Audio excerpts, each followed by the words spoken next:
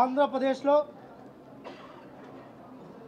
క్రీడలను ప్రోత్సహించాలి, క్రీడలు ప్రోత్సహించబడాలి. గౌరవ నారా చంద్రబాబు నాయుడు గారు 1995లో ముఖ్యమంత్రి అయిన తర్వాత ఎన్నడూ లేని విధంగా దేశంలోనే ఆంధ్రప్రదేశ్లో స్పోర్ట్స్కు మొట్టమొదటిగా ఒలింపిక్స్ ఇన్ఫ్రాస్ట్రక్చర్ తీసుకొని రావాలనే ఆలోచనతో ఆ రోజు ఉమ్మడి ఆంధ్రప్రదేశ్లో 2002-2003లో గచ్చిబౌలి ప్రాంతాన్ని ఎంచుకొని ఆ రోజు నేషనల్ గేమ్స్ కానీ ఆఫ్రో గేమ్స్ కానీ ఇతర గేమ్స్ నిర్వహించి ది బెస్ట్ ఇన్ఫ్రాస్ట్రక్చర్ క్రియేట్ చేసి ఆంధ్రప్రదేశ్ బ్రాండ్ని ప్రపంచవ్యాప్తంగా వినిపించడంతో పాటు ఆ రోజు పుల్లెల గోపీచంద్ గారికి ఆ రోజు స్థలం ఇచ్చి అకాడమీ పెట్టించడం వల్ల సింధు గారు కానీ ఇంకా చాలామంది ప్లేయర్స్ అకాడమీ ద్వారా బయట రావడం జరిగింది. తర్వాత దురదృష్టవశాతం 2004లో తర్వాత 2014 మధ్య రాష్ట్ర విభజన జరగడం, క్రీడలు మసకబారిపోవడం జరిగింది. 2014 తర్వాత మళ్ళీ నవ్యాంధ్రకు నారా చంద్రబాబు నాయుడు గారు ముఖ్యమంత్రి అయిన తర్వాత ఫస్ట్గా స్పోర్ట్స్ పాలసీ తీసుకొని రావడం జరిగింది. ఆ రోజు స్పోర్ట్స్ పాలసీలో 2% ఉద్యోగ రిజర్వేషన్ని అప్పుడు ప్రకటించింది కూడా నారా చంద్రబాబు నాయుడు గారు.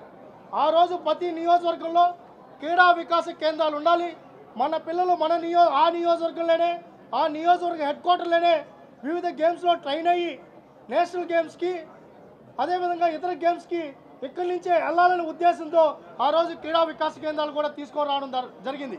దాంతోపాటు అకాడమీలు తీసుకొని రావడం, అకాడమీలతో పాటు ఒక ప్రైవేట్ కంపెనీని తీసుకొని వచ్చి ది బెస్ట్ కోచెస్ని తీసుకొని వచ్చి బాగా ట్రైన్ చేయాలని చెప్పి ఆ రోజు నిధులు కూడా కేటాయించడం జరిగింది. దాంట్లో భాగంగానే ఈరోజు ఒలింపిక్స్లో పార్టిసిపేషన్ చేసిన ఎర్రాజ్యోతి కూడా ఆ రోజు చంద్రబాబు నాయుడు గారు ప్రోత్సహించబడిన వ్యక్తి అమ్మాయే. కాబట్టి ఈరోజు ఒక 6,000కు పనిచేసే ఒక వాచ్మెన్ కూతుర్ని ఒలింపిక్స్కు పంపించిన చరిత్ర నారా చంద్రబాబు నాయుడు గారిది. ఇక్కడే మన చిత్తూరు జిల్లాలో ఎర్రవారి పాలెంలో ఒక బీసీ బిడ్డని హాకీలో ఒలింపిక్స్ స్థాయికి తీసుకెళ్లిన వ్యక్తి నారా చంద్రబాబు నాయుడు గారు. ఇవన్నీ ఒక పద్ధతి ప్రకారం స్పోర్ట్స్ అంటే ఒక ఎమోషన్, స్పోర్ట్స్ అంటే ఒక నిబద్ధత. స్పోర్ట్స్లో కానీ రాణించగలిగితే ఏదైనా తట్టుకునే శక్తి సామర్థ్యం పిల్లల్లో ఉంటుందని చెప్పి చెడు వ్యసనాలకి వెళ్ళరు. స్పోర్ట్స్ అనేది ఒక ఎంకరేజ్మెంట్గా ఉండాలని చెప్పి ఆ రోజు చంద్రబాబు నాయుడు గారు వివిధ ప్రణాళికలతో ఆంధ్రప్రదేశ్లో కూడా డెవలప్ చేయడం జరిగింది. దానిలో భాగంగానే ఆ రోజు నాగార్జున యూనివర్సిటీలో సింథటిక్ ట్రాక్ కావచ్చు, మల్టీపర్పస్ సెంటర్స్ కావచ్చు ఆ రోజు తీసుకువచ్చారు. ఇక్కడ మనం కూర్చున్న శ్రీనివాస స్పోర్ట్స్ కాంప్లెక్స్ కూడా ఆ రోజు గౌరవ ముఖ్యమంత్రి నారా చంద్రబాబు నాయుడు గారు 2002-2003లో టీటీడీ సహకారంతో ఆ రోజు టీటీడీ 3.5 కోట్లు కేటాయించి ప్రభుత్వం శాప్ టీటీడీ ముగ్గురు సమన్వయంగా ఈ ఎల్ఎన్టీ ద్వారా ఈ స్పోర్ట్స్ ఇన్ఫ్రాస్ట్రక్చర్ క్రియేట్ చేయడం వల్ల ఇక్కడ 7 విశ్వవిద్యాలయాలు అదేవిధంగా లక్షలాది మంది విద్యార్థులు ఈ స్పోర్ట్స్ కాంప్లెక్స్ను ఉపయోగించుకొని ఇక్కడి నుంచే నేను ఇంతకుముందు చెప్పినట్టు ఎవరైతే రజనీ గారు ఉన్నారో హాకీ ప్లేయర్ ఇదే శ్రీనివాస స్పోర్ట్స్ కాంప్లెక్స్ ద్వారా ట్రైన్ అయ్యి వెళ్ళడం జరిగింది. ఇవన్నీ చంద్రబాబు నాయుడు గారు చేశారు. మన దురదృష్టం 2019 తర్వాత జగన్మోహన్ రెడ్డి వచ్చారు. జగన్మోహన్ రెడ్డి స్పోర్ట్స్ అంటే పబ్జీ గేమ్ అనుకున్నారు. ఆ పబ్జీ గేమ్తో స్పోర్ట్స్ అన్నీ అంధకారంలో పడిపోయాయి. మొన్న అకాడమీలు తీసేశారు, సెక్టరీస్ రద్దు చేశారు, ఎలా పడితే అలా చేశారు.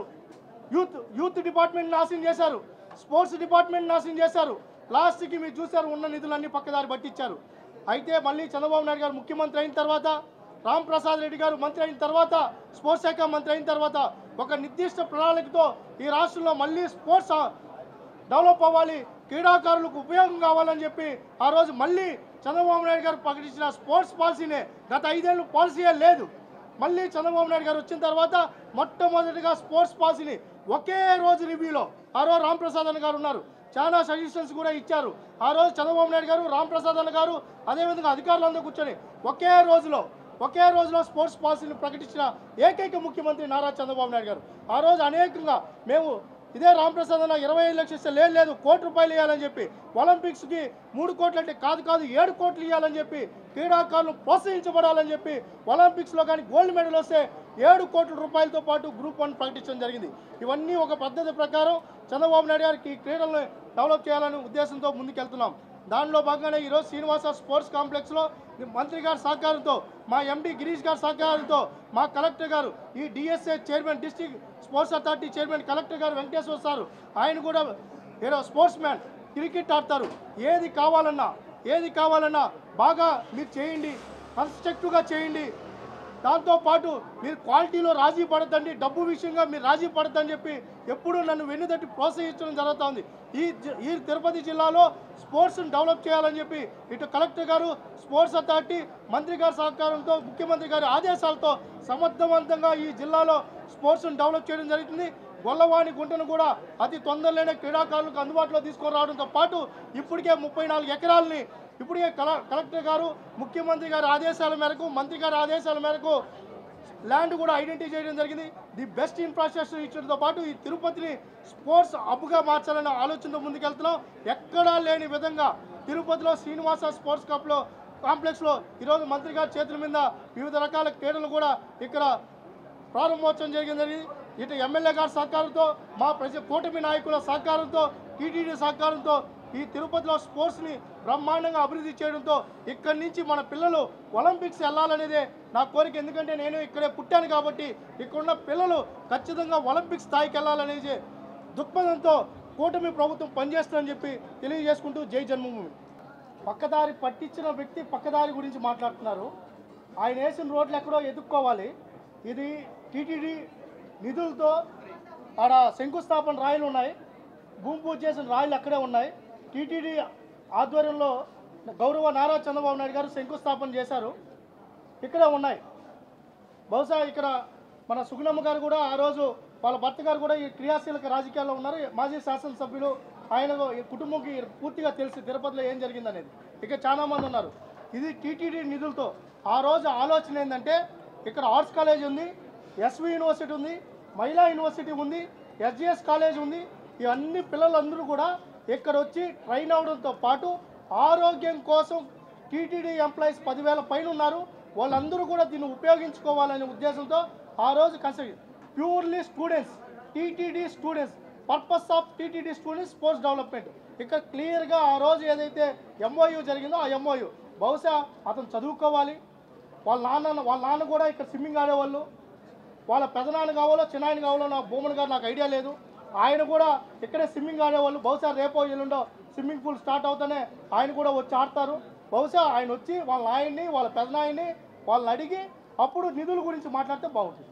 మొట్టమొదటిగా నిన్న జమ్మూ కాశ్మీర్లో ఉగ్రదాడికి బలైన పర్యాటకుల కుటుంబాలకు, వారికి ప్రతి ఒక్కరికి మన తరపున, రాష్ట్ర ప్రభుత్వం తరపున దిగ్భ్రాంతి వ్యక్తం చేస్తూ వాళ్ళందరికీ శ్రద్ధాంజలి ఘటిస్తూ ఈ కార్యక్రమాన్ని ప్రారంభిస్తున్నా. ఈరోజు చాలా సంతోషంగా ఉంది. ముఖ్యంగా మన రాయలసీమకి తలమానికమైన తిరుపతి పట్టణంలో కూటమి ప్రభుత్వం ఏర్పాటైన తర్వాత క్రీడాపరంగా ఏదో ఒక కార్యక్రమాన్ని చేపడుతున్నాం. ముఖ్యంగా గత 2 నెలల ముందే మా యువ నాయకులు, రాష్ట్ర మంత్రివర్యులు నారా లోకేష్ బాబు గారి నాయకత్వంలో ఆ రోజు తిరుపతికి పర్యటించినప్పుడు మహిళా యూనివర్సిటీ ప్రాంగణంలో అత్యాధునిక సౌకర్యాలతో ఎక్కడా లేని విధంగా, ఈ సౌత్ ఇండియాలో లేని విధంగా అధునాతమైన ఇండోర్ స్టేడియం ప్రారంభించుకోవడం జరిగింది. ఈరోజు కరెక్ట్గా 60 రోజుల తర్వాత మరొక్కసారి శ్రీనివాస ప్రాంగణంలో 4 కోట్ల రూపాయలు వెచ్చించి, అది కూడా సిఎస్ఆర్ ఫండ్స్ కలెక్ట్ చేసి ప్రజల కోసం, నిజమైన క్రీడాకారుల కోసం, పేద క్రీడాకారులు ఎవరైతే వాళ్ళకు అందుబాటులో లేని క్రీడలను కూడా ఆడే విధంగా ఈరోజు మన శాప్ చైర్మన్ ఎవరైతే ఉన్నారో రవినాయుడు దీనికి నాయకత్వం వహించి ఈరోజు అన్ని దిగ్విజయంగా ఇక్కడ అందరం ప్రారంభించుకున్నాం. ముఖ్యంగా చెప్తున్నాం, చంద్రబాబు నాయుడు గారు 3 పర్యాయాలు ముఖ్యమంత్రిగా ఉంటే ఉమ్మడి రాష్ట్రంలో భారతదేశంలోనే ఉండే అన్ని రాష్ట్రాలకు ఒక తనమాలికంగా ఆ రోజు హైదరాబాదును స్పోర్ట్స్ హబ్గా తయారు చేయడం జరిగింది. దానిలో భాగంగానే ఇప్పుడు రాష్ట్రం విడిపోయిన తర్వాత 4వసారి ముఖ్యమంత్రి అయిన తర్వాత ప్రతి ఒక్క మీటింగ్లోనైతేనే ఈ ప్రభుత్వంలో జరిగిన అన్ని కార్యక్రమాల్లో ఆయన ఒకటే చెప్తున్నారు, రాష్ట్రంలో ఉన్న క్రీడాకారుల కోసం ఏదో ఒకటి చేయాలి. ఆంధ్రప్రదేశ్ను మరొక్కసారి క్రీడాలోకమంతా ఎదురు చూసే విధంగా ఇన్ఫ్రాస్ట్రక్చర్ విషయంలో ముందుకు తీసుకొని పోవాలని ఒక అడుగు వేశారు.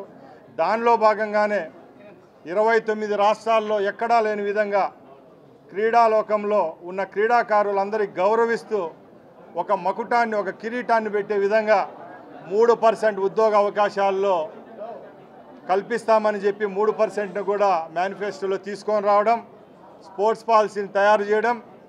ముఖ్యంగా నిన్న మొన్న అయితే మాకు చాలా సంతోషం వేసింది. ఎందుకంటే ఈ స్పోర్ట్స్ పాలసీ ఫ్రేమ్ అయిన తర్వాతే 16,400 చిల్లర డిఎస్సి నోటిఫికేషన్ కూడా రావడం జరిగింది. మా గౌరవ హెచ్ఆర్డి మినిస్టర్ గారు ఫారిన్ ట్రిప్లో ఉన్నా కూడా ఫోన్ చేసి అతి త్వరలో మనం డిఎస్సి నోటిఫికేషన్ రిలీజ్ చేస్తున్నాం, స్పోర్ట్స్ మంత్రిగా నీ బాధ్యత 3%కు జీవో రిలీజ్ చేయని చెప్పడం, నిన్నలా మొన్న కూడా మేము జీవో రిలీజ్ చేయడం. అంటే సగటున 100 ఉద్యోగాలకు స్పోర్ట్స్కి సంబంధించిన క్రీడాకారులందరికీ 3 ఉద్యోగాలు వస్తాయంటే ఒకసారి గుర్తుపెట్టుకోవాలా. 16,500 చిల్లర్లో 450 ఉద్యోగాలు వస్తున్నాయంటే క్రీడల పట్ల ఈ ప్రభుత్వానికి, మా నాయకునికి ఎంత చిత్తశుద్ధి ఉందో ఒకసారి అర్థం చేసుకోవాలా. అలానే రేపు రాబోయే కాలంలో కూడా ఎక్కడ మేము ఒకటే చెప్తున్నాం ప్రతిపక్షాలకు, మీలాగా ఆడుదాం ఆంధ్ర అని చెప్పి రాష్ట్రాన్ని ఒక సినిమా తీసినట్టు తీసి 46 రోజుల లోపలే 120 కోట్ల రూపాయలు బొక్కింది మీరైతే. మా నాయకుడు ముఖ్యమంత్రి అయిన తర్వాత 9 నెలల్లోనే 450 మందికి ఉద్యోగ అవకాశాలు కల్పిస్తున్నామంటే అది చంద్రబాబు నాయుడు గారి ఘనత, అదే లోకేష్ బాబు గారి యొక్క నిబద్ధతని తెలియజేసుకుంటున్నాం. అలాగే మేము ఒకటే చెప్తున్నాం, రేపు రాబోయే 4 సంవత్సరాల్లో కూడా ఏదైతే ముఖ్యమంత్రి గారు చెప్పారో అమరావతిలో స్పోర్ట్స్ సిటీ తయారు చేస్తామని చెప్పాం. దానికి కూడా ల్యాండ్ అలొకేషన్ కోసం గౌరవ మున్సిపల్ మినిస్టర్ గారు ఎవరైతే ఉన్నారో నారాయణ గారికి కూడా చంద్రబాబు నాయుడు గారు ఆదేశించడం జరిగింది. అతి త్వరలోనే సుమారుగా 1000 ఎకరాల్లో స్పోర్ట్స్ సిటీ కూడా అమరావతి ప్రాంతంలో నెలకొల్పేదానికి కూడా ఈ ప్రభుత్వం చర్యలు తీసుకుంటుందని తెలియజేసుకుంటున్నాం.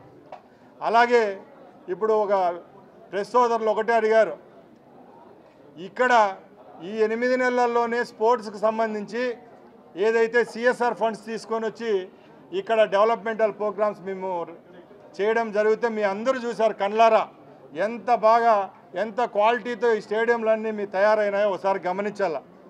మీలాగా వెంకటేశ్వర స్వామి డబ్బుతో ధర్మ ప్రచార పరిషత్ అంటూ పాంప్లెట్ల కోసం మీలాగా 100 కోట్లు మేము ఎక్కడా తినలేదు.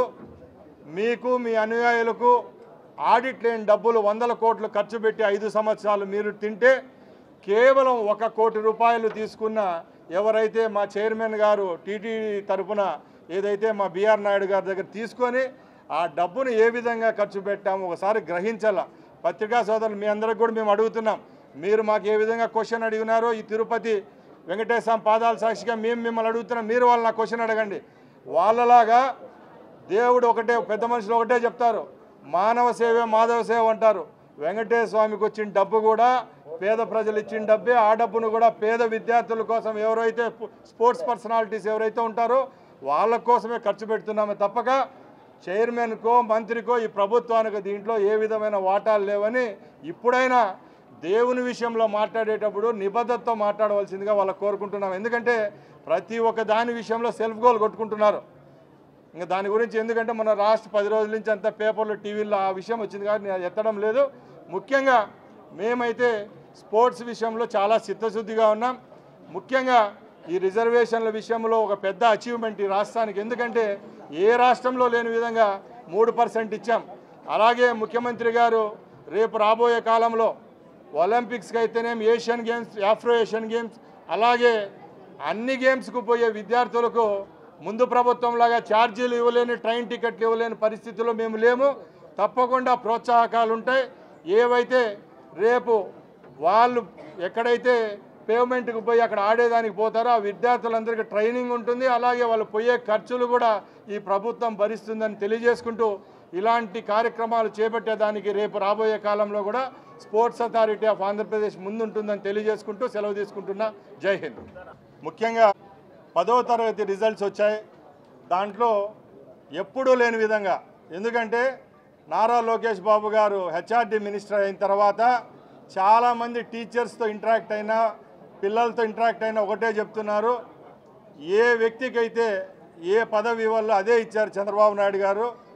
ఎందరో యువత యొక్క భవిష్యత్తు, సుమారు 60 లక్షల మంది విద్యార్థుల భవిష్యత్తు ఆయన చేతుల్లో ఉన్నింది. ఈసారి 10వ తరగతి పరీక్షలు రాస్తే ఈ కూటమి ప్రభుత్వంలో 81.5% ఉత్తీర్ణత వచ్చిందంటే అది ఈ ప్రభుత్వం యొక్క చిత్తశుద్ధి. అలాగే ఈ యొక్క ఎగ్జామ్స్లో మంచి రిజల్ట్ సాధించిన విద్యార్థులందరికీ మా ప్రభుత్వం తరపున శుభాకాంక్షలు తెలియజేసుకుంటున్నాం. మరిన్ని వీడియోస్ కోసం ఛానల్ ని సబ్స్క్రైబ్ చేయండి. లేటెస్ట్ అప్డేట్స్ కోసం వాట్సాప్ ఛానల్ ని ఫాలో అవ్వండి. ఆ లింక్ డిస్క్రిప్షన్ లో ఉంది.